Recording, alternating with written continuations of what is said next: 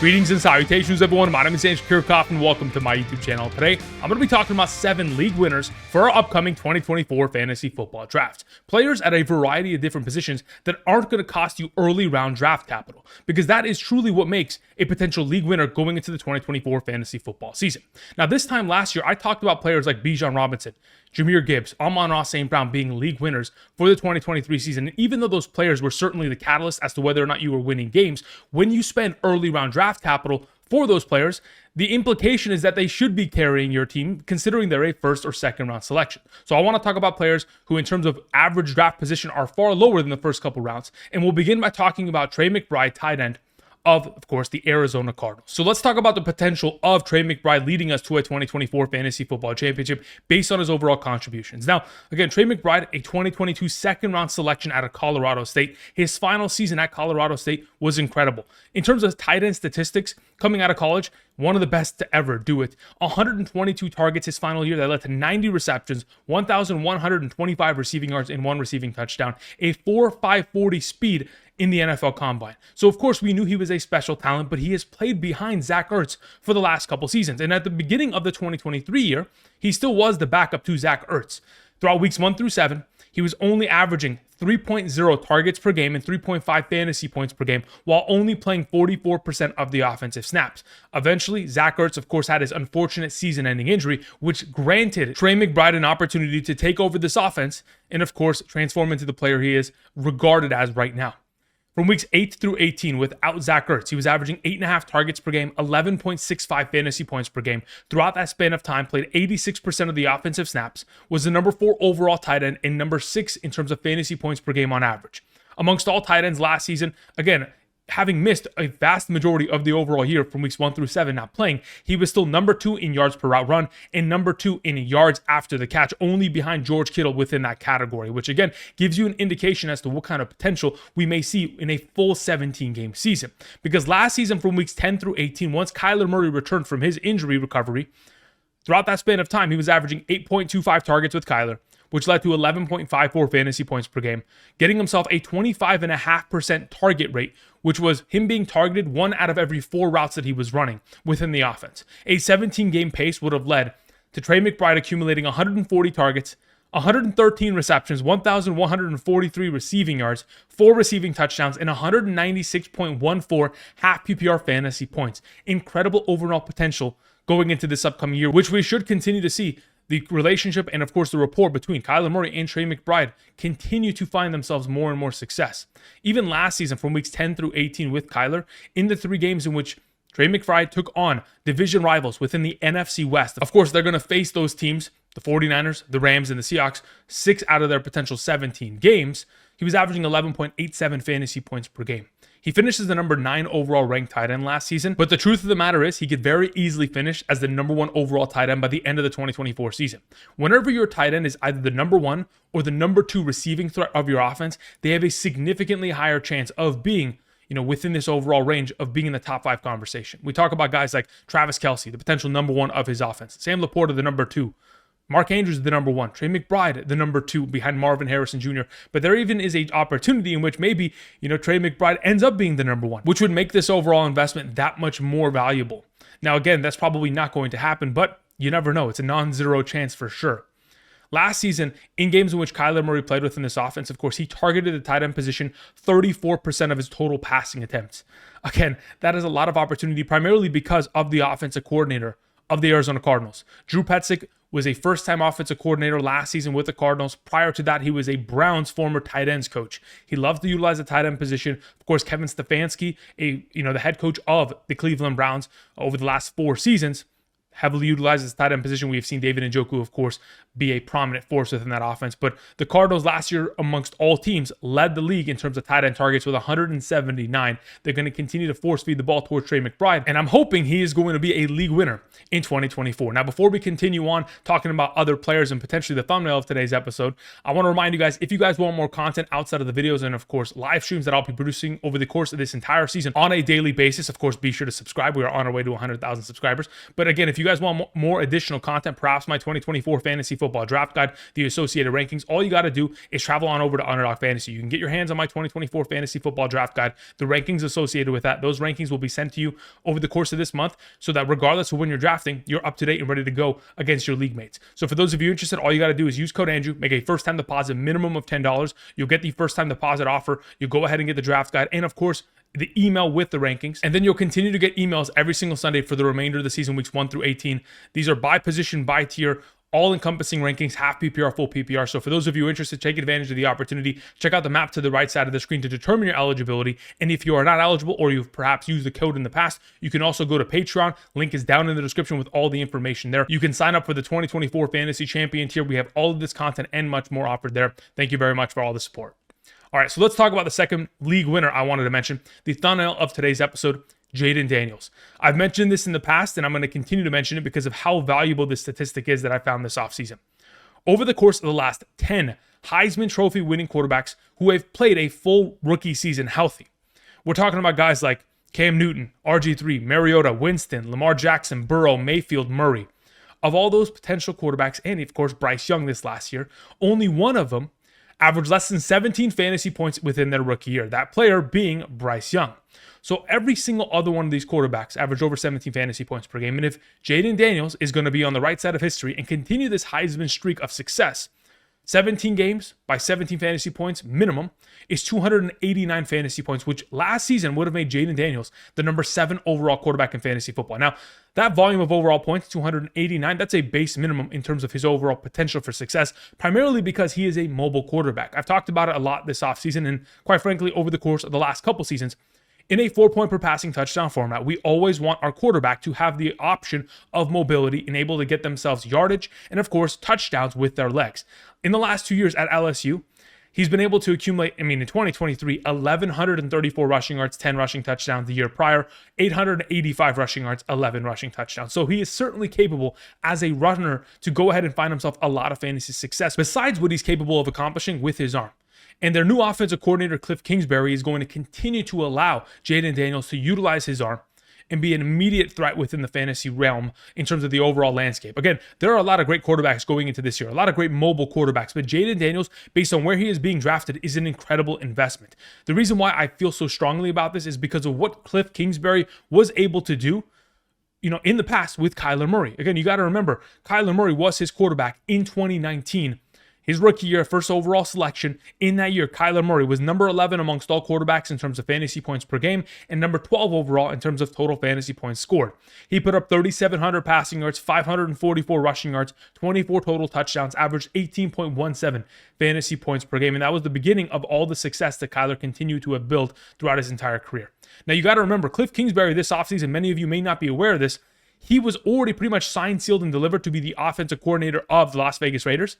Once he realized they weren't drafting a quarterback, he went ahead and said, you know what? I don't want the job anymore. Send me somewhere else. He went and signed with Washington, knowing that Jayden Daniels was going to land within this position because he wanted to go ahead and coach a top-tier quarterback that was, of course, being drafted within the National Football League. Coming out of college last season, of course, he was a participant in terms of the coaching staff of the USC Trojans. So Cliff Kingsbury wanted to go ahead and continue his, college prowess into the National Football League, bringing in very similar concepts for someone like Jayden Daniels. So going into this year with all the negative game scripts that are going to be on hand and all of the threats that they've kind of added to this offense. Yes, you went ahead and you traded away Jahan Dotson, but quite frankly, I think that makes it easier for us fantasy managers not to have to worry about Jahan Dotson, especially those of us who were trying to draft him. But you bring in guys like Ertz, Senat, Eckler, guys that are going to be able to be immediate target, hogs within this offense, primarily if, in fact, he needs to look for his safety blanket and or veteran option in the passing game.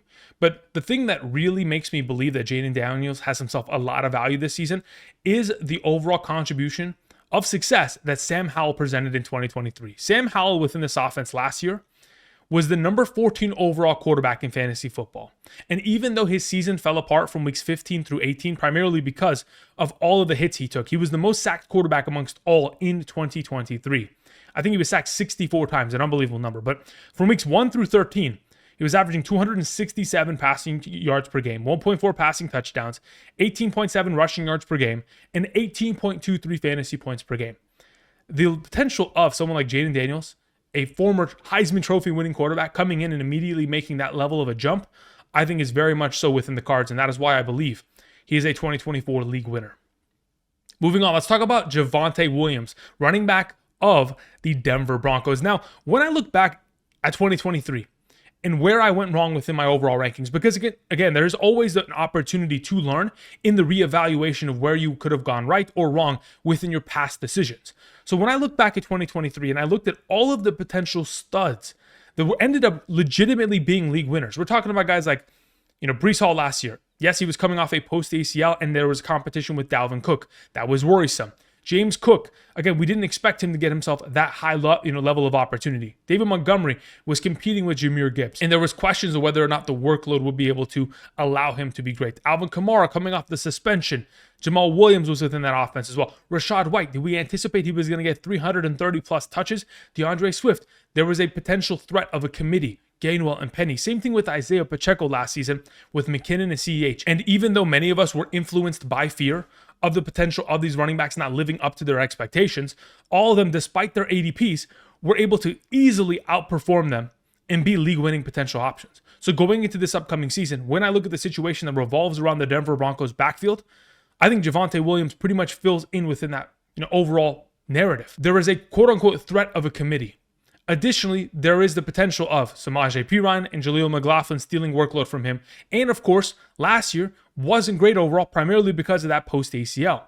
So going into 2024, what has changed? Why am I feeling so much more confident? Well, earlier today, we got a little bit of news regarding the potential of Samaje Perine, pretty much being on that roster bubble. We've heard it over the course of the last month in terms of rumors, but there was nothing that substantiated the potential of him being on the roster bubble. But recently, of course, there's talks about him being traded and, of course, moving on from the Denver Broncos going into this upcoming year, because Sean Payton this offseason has really gotten in tune with Javonte Williams and his capabilities. We've already heard Sean Payton say that Javonte Williams looks completely different. He looks like the running back that he used to be at North Carolina, and said that that's the running back that he wants on roster this year, and that's what he's going to get. Now, of course, Sean Payton did also mention that last season for Javonte Williams wasn't the greatest. And to fairness to Javonte Williams, again, he was coming off of the ACL injury in 2022, and his 2023 year, wasn't the greatest. But when you look at the history of running backs that came off of, grade 3 ACL and LCL tears, since 2015, running backs that dealt with ACL tears, of course, Breece Hall finishes the number 4 overall back last season, but Javonte finishes number 30. Saquon Barkley finishes 32 in his first season back, and even Dalvin Cook finishes 29 in his first season back. The history suggests you're not supposed to have yourself the huge success within that first year back. It's actually the second year, and even though Breece Hall and Adrian Peterson have tested the limits and really gotten to unbelievable levels of success, this is Javonte Williams' comeback season. Prior to his ACL in 2021, having split 50% of the backfield with Melvin Gordon in the Denver Broncos backfield, he finishes the number 17 overall running back in fantasy football. And when we talk about the opportunity that he is going to have this year, last season, he already controlled 68% of the running back rushing attempts and 41% of the running back targets in healthy games that he played. Last season, in games in which he had 50% or more of the offensive snaps, 13.5 fantasy points per game on average. And you take into account that Sean Payton, throughout his entire career as an offensive play caller and, of course, offensive guru, whether it was with the New Orleans Saints or now with the Denver Broncos, he has always heavily targeted his running backs. Last season, the Denver Broncos were number 1 in terms of running back targets and receptions. If you go back and look at the days of course, the New Orleans Saints from 2018 to 2021, he targeted his running backs within those given years 133, 143, 133, and 104 times. Again, he gives his running backs a lot of opportunity. And in the absence of Samaje Perine, we have a vacancy of 56 targets and 50 receptions for 455 receiving yards that is now absent from last season's overall box score. So going into this upcoming year, behind one of the best offensive lines in terms of run blocking rates, in terms of continuity, they get 4 of their 5 starters returning. Additionally, in terms of run blocking grades, last season, they were number 8 amongst all offensive lines, and they were number 13 in terms of DVOA. And lastly, they were number 3 in terms of run blocking win rate amongst all teams, a 74% success rate within that overall category. You have Bo Nix, who has looked very good this offseason and could surprise many of us, and hopefully could lead and elevate to more touchdowns for someone like Javonte Williams this upcoming season. Let's move on to Cooper Kupp, who I have talked about a lot this offseason, and I'm going to continue to do so because he's one of my favorite wide receivers of all time in terms of fantasy football because of what he's been able to accomplish. But what really does allow us to look at Cooper Kupp and question, what does really make a league-winning wide receiver? What have we seen over the course of the last couple of seasons that we can learn from? Last season, The wide receivers that many of us did ignore were often due to, hey, this guy's always been injured, or hey, this guy's getting up there in age, or potentially even a combination. Last season, Keenan Allen was a dominant force.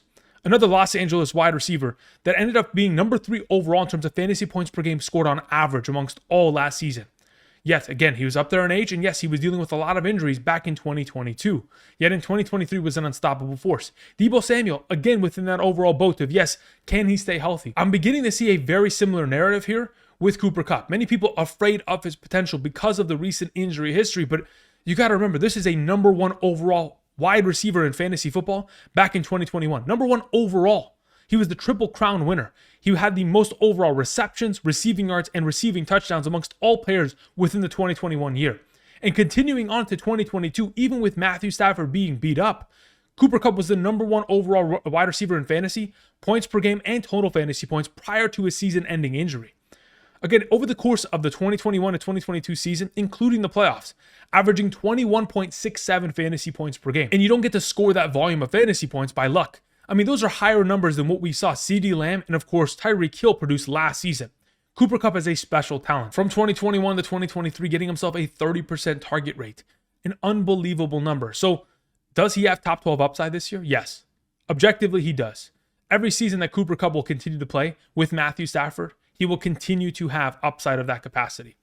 Especially considering when we take into account last year was dealing with an injury to begin the season. From weeks 1 through 4, missed it because of the hamstring injury, and he even voiced that he wasn't healthy for the entire season, yet he still got himself a 24% target rate in terms of 1 out of every 4 routes he was running, he was getting himself a target from Matthew Stafford. Additionally, in games in which he played healthy with a healthy Matthew Stafford from weeks 5 through 17, 8.7 targets per game and 12.75 fantasy points per game.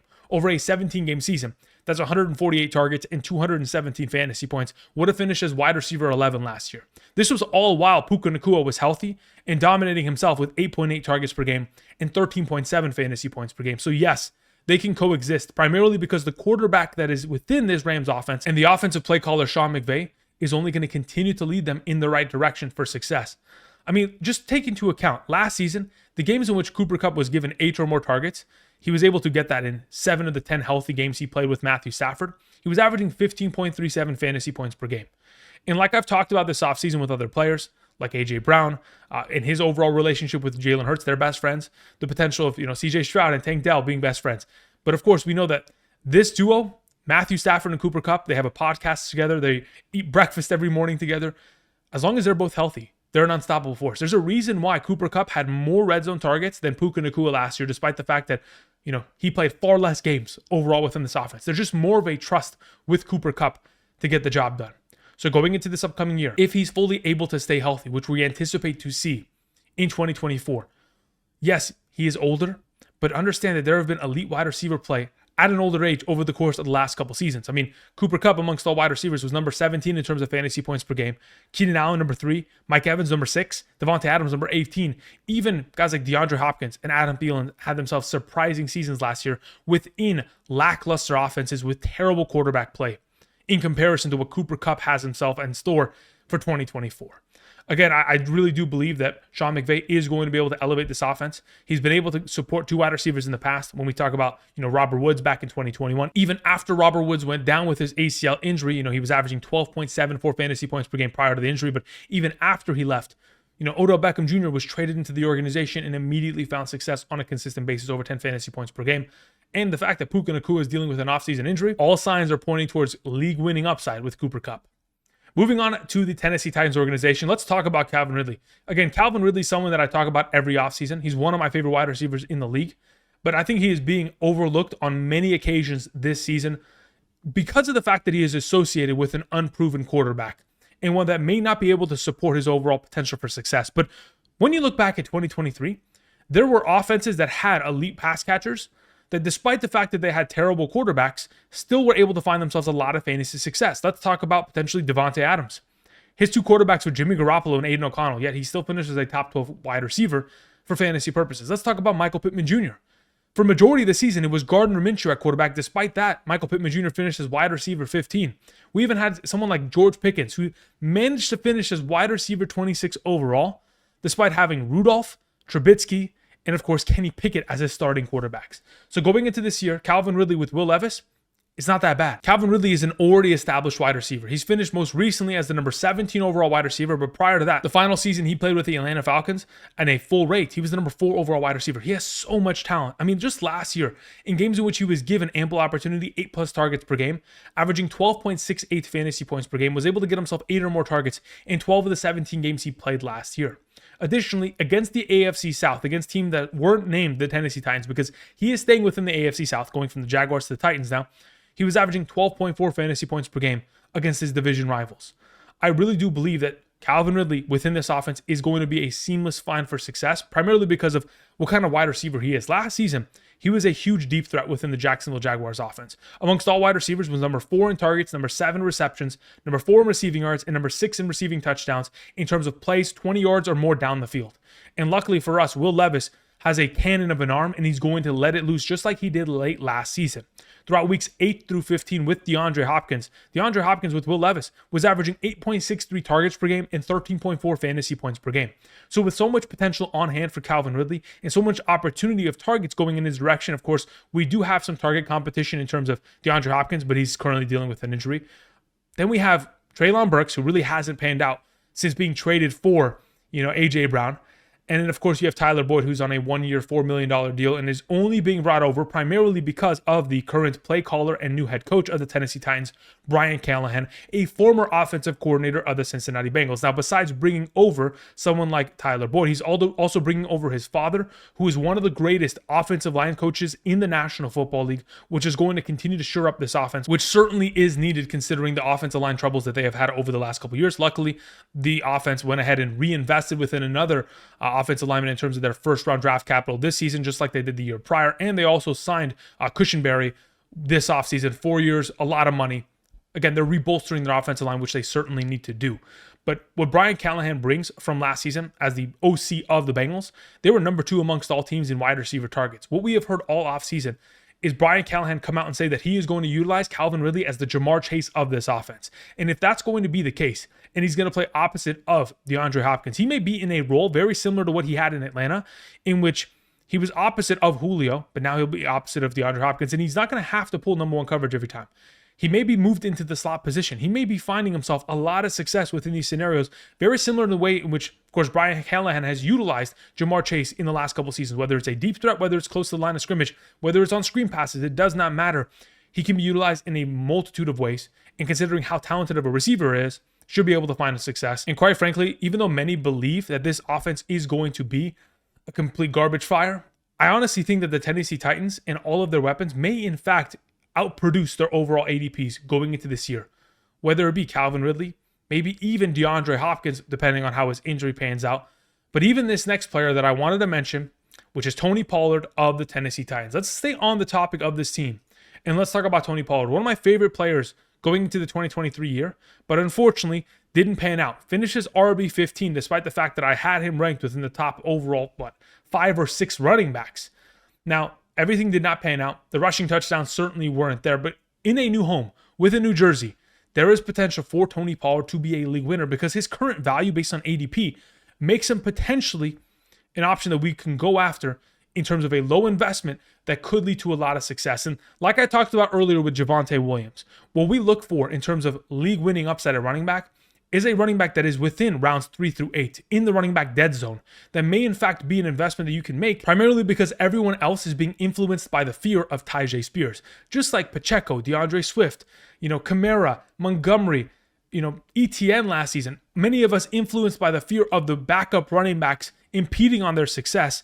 There may be a fear that, Tyjae Spears is going to be one of these guys. There's a 1A, 1B conversation. I certainly believe, and I know for a fact based on the eye test, that Tony Pollard is the better running back. Yes, he is an older running back, and he has a lot more potential mileage on his body within this circumstance, but I truly do believe that Tony Pollard could be the Joe Mixon of this offense. And the reason why I say it again is because, of course, Brian Callahan, the former OC of the Cincinnati Bengals over the course of the last couple of years, coming over to, of course, be the head coach and the primary play caller of the Tennessee Titans. I mentioned it earlier when I talked about Calvin Ridley. This offensive line has been, restructured. They spent another first-round draft pick for the second year in a row to get a first-round offensive lineman. They brought in Lloyd Cushenberry, which again, they signed for a pretty big deal this offseason.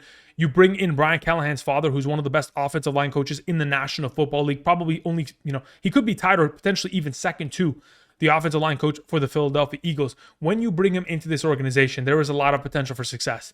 Now, even though Brian Callahan, as the OC of the Bengals last year, even though they didn't run the ball much, they ranked 30th amongst all teams in terms of running back rushing attempts, 23rd in running back targets, and 29th amongst all teams in terms of running back opportunities, being the total of attempts and targets for the running back position. Despite all of that, they still supported the number 8 overall running back in fantasy football. Joe Mixon last season averaged 18.14 touches per game throughout 17 games. Over the course of the last 3 seasons, Joe Mixon has averaged 5.23 targets per game and 4.29 receptions per game. So why not Tony Pollard?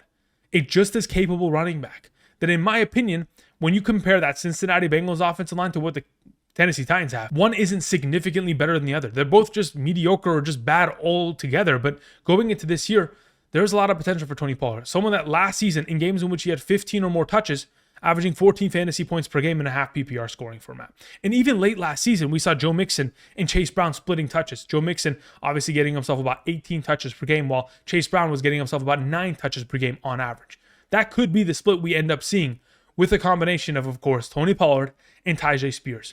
And from what we saw from the preseason Week 3 game against the New Orleans Saints, on the first drive of the game, Tony Pollard played every single snap. He was the starting running back of the team. And not until the second series did Tyjae Spears come in. And even after the first team offense left the field and they replaced the quarterback, they replaced Tony Pollard, Tyjae Spears still played with the second team.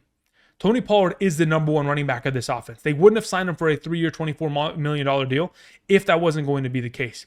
I mean, shoot, even if you go back to 2022, when he played with the Dallas Cowboys and was splitting touches with Zeke, in games in which he played with a healthy Zeke and he had himself 14 or more touches, was averaging 17 fantasy points per game. Again, a lot of touchdowns in those scenarios, but we know he's a capable back. And that is why I truly do believe, based on his current ADP, he could be a league winner in 2024. Let's move on to another team that many of us may think aren't going to be the greatest. But yet Diontae Johnson, again, another one of these players that I really do like. That's 3 for 3 where we're talking about Calvin Ridley, Tony Pollard, and Diontae Johnson, Cooper Kupp. These are my guys. They have been my guys for multiple years, and they're going to continue to be.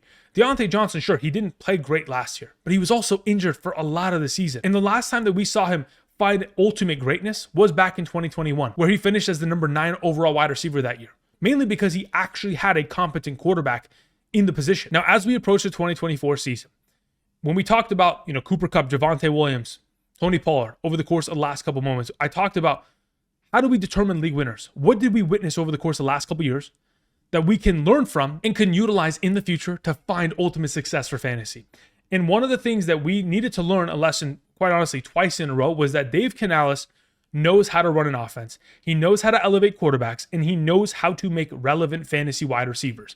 Over the course of the last 2 years, we have seen Dave Canales with the 2022 Seattle Seahawks elevate Geno Smith, DK Metcalf, and Tyler Lockett, despite the fact that nobody expected, Geno Smith to be better than what Russell Wilson was producing. Then Dave Canales goes and becomes the OC of the Tampa Bay Buccaneers, elevates Baker Mayfield, Chris Godwin, and of course, Mike Evans to incredible numbers. Even though they lost Tom Brady, the fact that Dave Canales has been able to accomplish that over the course of the last 2 years, it is a given fact that he is going to elevate Bryce Young, and he is going to allow Diontae Johnson to be the number 1 receiving option of this offense.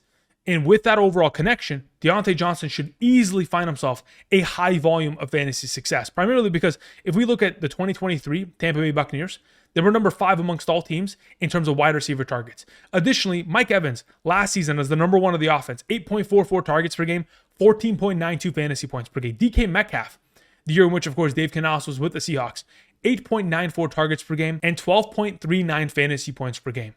Dave Canales knows how to get his quarterback on track and getting the ball to whether it is a number 1 or number 2 wide receiver, because over the course of the last 2 years, in those given years, Evans, Godwin, Metcalf, and Lockett all ranked as top 30 wide receivers. Yet Diontae Johnson, I think his ADP is like wide receiver 37 to 39.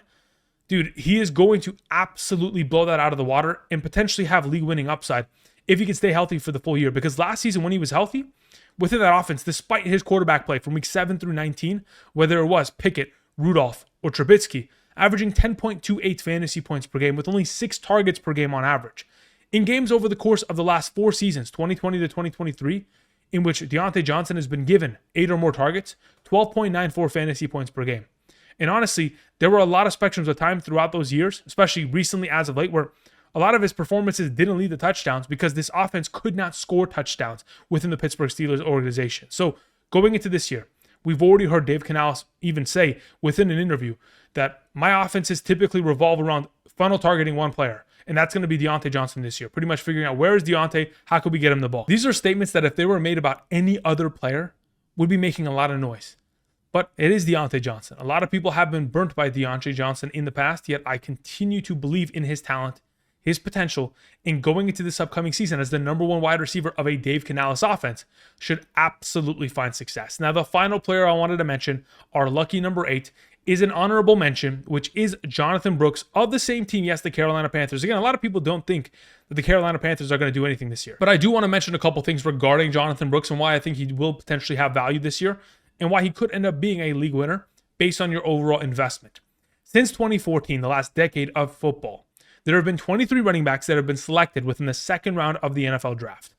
Of the 19 running backs that stayed healthy, I did end up excluding players who had season-ending injuries: Breece Hall, Ronald Jones, Dalvin Cook, Darius Geis. Those 4 options off the list. But of the 19 active running backs in their rookie season, 2 of them finished as top 12 running backs within their rookie year.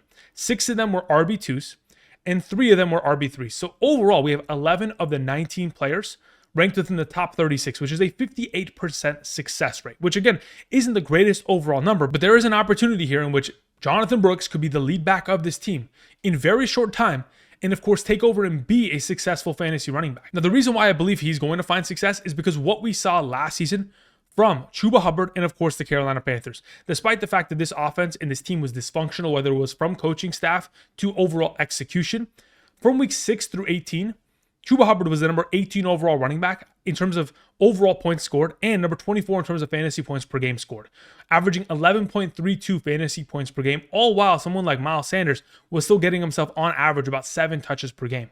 Chuba Hubbard presented himself as a capable 3-down back, and even though that was the case, this offense has significantly improved with the presence of Dave Canales. You bring in 2 new starting offensive linemen. You bring in weapons like Xavier Legette, Diontae Johnson. You give confidence to Bryce Young with the overall offensive coordinator change and the potential that they're going to continue to elevate his game, considering the talent level he has. Again, a former Heisman Trophy winner. Again, even though he had a rough first year, going into year 2 should be seamless in terms of the improvement that he is going to make, because we saw this just a couple years back with Trevor Lawrence going from year 1 to year 2. You know, their rookie years, the head coaches, the overall offenses, it wasn't built for success, but in year 2, it's far more equipped. Now, Dave Canales, he has supported, yes, top 30 wide receivers, 2 of them, in fact, in each of the last 2 years with the offenses that he is associated with, but he's also supported top 16 running backs. Kenneth Walker was the number 16 overall running back by the end of the 2022 season, despite the fact that Kenneth Walker missed the first 4 games of the year, being the backup to Rashad Penny, but still finishes number 16. Last season, Rachaad White, number 7. Once, in fact, Jonathan Brooks returns from the PUP list, the physically unable to perform list, which could end up forcing him to miss the first 4 weeks of the season, but once he returns, Jonathan Brooks could take over this backfield and could take over the league. All right, guys. Thank you, everybody, for watching. That's going to cover it in terms of my league winners going into 2024. Thank you, everybody, for watching. If you guys, of course, enjoyed the content, subscribe, click the like button down below. Let me know down below in the comment section what players are you targeting that are league winners. Additionally, if you guys want more content in regards to my 2024 fantasy football draft guide, the rankings and/or rankings for the rest of the season, you can go ahead and sign up via Underdog Fantasy using code Andrew, making a first-time deposit minimum of $10, or check out the Patreon. Thank you, everybody, for the support. And until next time, I'll see you guys. Peace.